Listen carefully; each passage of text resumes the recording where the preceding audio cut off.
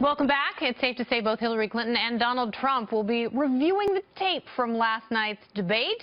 They're going to meet again for the next one. That happens on Sunday, October 9th, and you can watch it right here on FBN. The biggest question today is, will Trump be able to keep his momentum he's had recently in the polls, or will Hillary slow down the Trump train?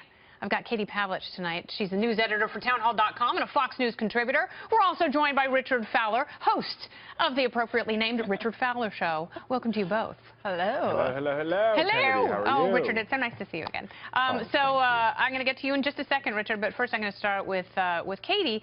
So let me ask you, former New York City mayor and former presidential candidate Rudolph Giuliani making the rounds last night. Rudy saying that unless Donald Trump can get some sort of an agreement from the next two moderators, that he should skip the next two debates. What do you think about that?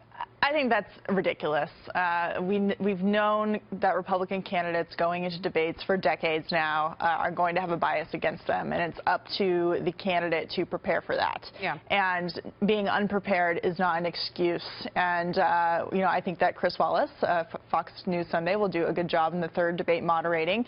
I do think that they have some credibility to what they said about Lester Holt interrupting Donald Trump many more times than he interrupted Hillary Clinton. Yeah. But at the same time, I'm also of the belief that moderators should provide some kind of fact-checking during the debate. But I think, threatening not to show up simply because you felt like you were treated unfairly is not the best way to go about things, especially since you're running for president of the United States, which you're going to face a lot more than just a tough moderator in that position in terms of negotiation and debate. All right. So, Richard, let me look forward with you for Hillary Clinton.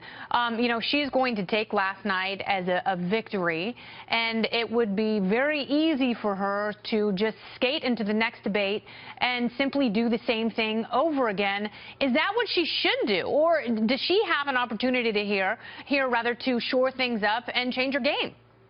One, I think there has to be some fact-checking. But two, I think what Hillary Clinton's going to have to do in the next debate, and I've said this over and over again, she's really going to have to lay out the three things she wants Americans to know about her and her policies before they go to the polls. So she's really going to have to be forward-facing, right, or sort of inflection on what she's going to do for this country. What we saw last night from Hillary was her really sort of bait and switching Donald Trump, and he took the bait every single time.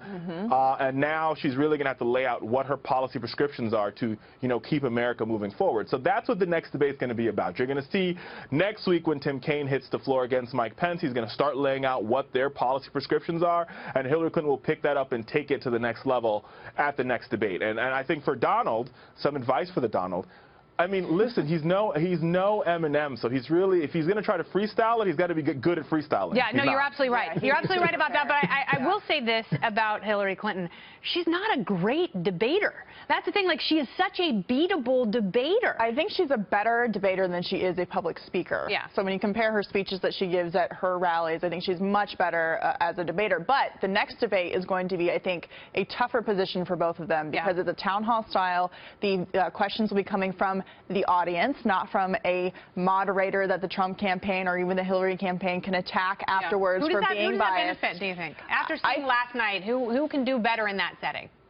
It depends. I mean, Donald Trump has to put aside his habit of taking everything personally. And if there are real Americans asking questions of him from the audience, he has to be able to humble himself and answer those questions. Now, that being said, we saw what happened last time Hillary Clinton did a town hall style event like this, and she was asked by a Navy veteran about her private server and pointed out to her that if he had done what she did, he would be in prison. And so those are tough questions for both of them.